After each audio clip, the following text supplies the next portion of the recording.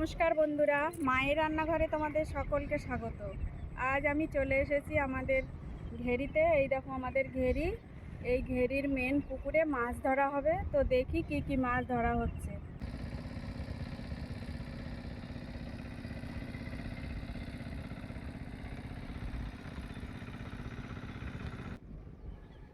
হাসতে হবে না দিদি, হাসে না।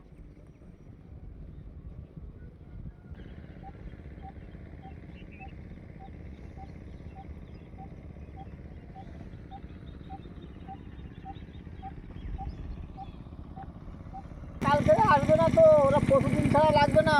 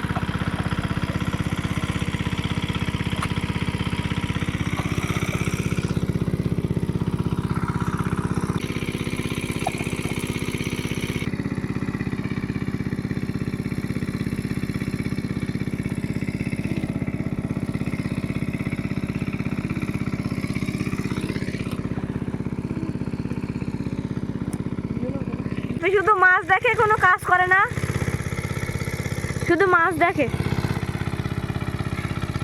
কোনো কাজ করে না, নিজের ঘের কোনো কাজ করে না, আর শুধু পালা উঠছে।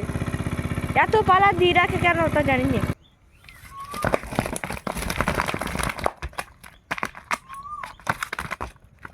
মাছগুলো বাড়ি নিয়ে এলাম, আর বাদ বাকি মাছগুলো কাটাই যাবে।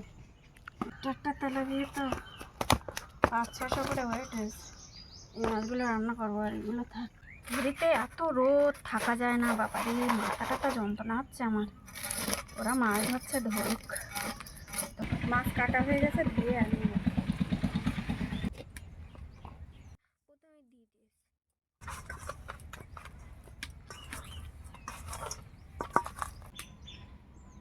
তেল গরম হয়ে গেছে, মাছ ভেজে নেব।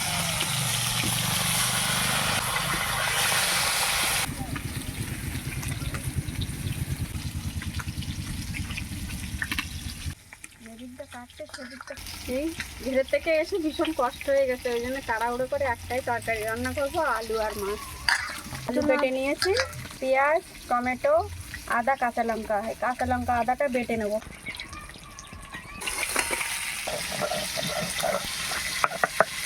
মাছ ভেজে তুলে নিয়েছি, এবার আলুগুলো ভেজে নেব। আলু ভাজা হয়ে গেছে, তুলে নেব।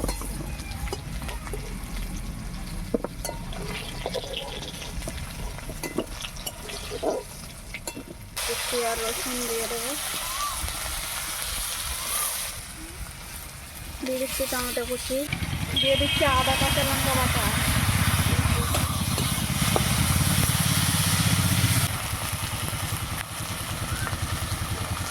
এবার দেবো লবণ, হলুদ গুঁড়ো, অল্প দিচ্ছি লঙ্কা গুঁড়ো, জিরে গুঁড়ো।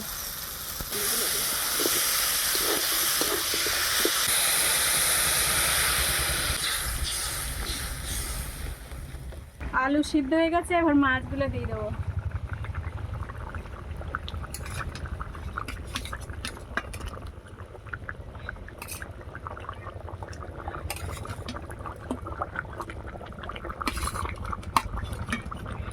তরকারি হয়ে গেছে, এবার নামিয়ে নিচ্ছি।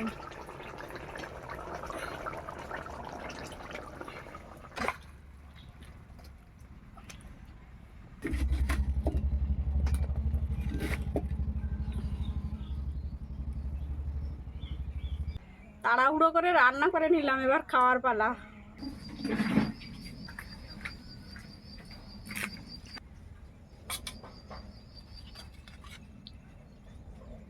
এ বাবু, আয় আয়, ভাত খাবি? ফেরিতে সকাল 7:30টার সময় গেছি, আর এখন বাজে 1:30। তাই এত খিদে লেগে গেছে, থাকা যাচ্ছে না। দেখি তরকারি তাড়াহুড়ো করে রান্না করে কেমন লাগলো, দেখেছো।